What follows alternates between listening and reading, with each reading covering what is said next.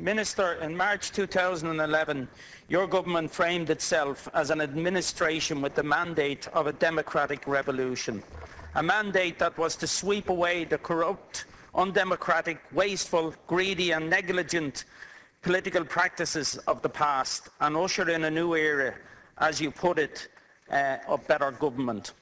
Of course, this wasn't on the basis that you believed you really had better ideas or different politics, but that you could do Fianna Fáil's job a little better and people would see you as new and refreshing.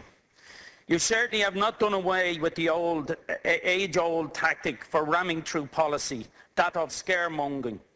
In Lisbon 1 and 2, we saw how over the top, and in the second case, how effective this can be.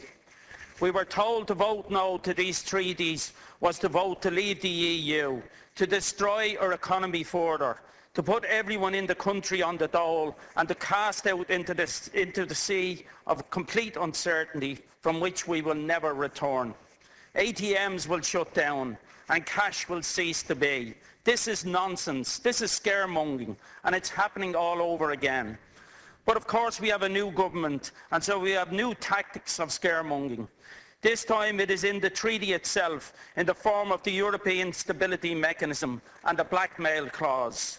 The clause states that access to future emergency funding from the European Stability Mechanism would be conditional on ratification of the austerity treatment, and this government supported its insertion, raising not one single objection.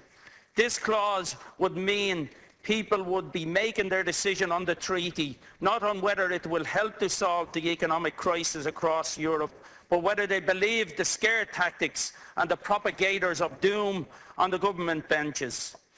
It will be a vote under a manufactured duress. None of this has to be done.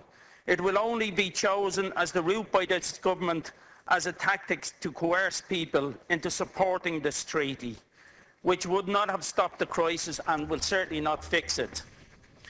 Some democratic revolution we have had when this is what the government thinks they can do to us. It is treachery and nothing less. The government can do something which would be in the interests of Ireland, democracy and the wider Europe.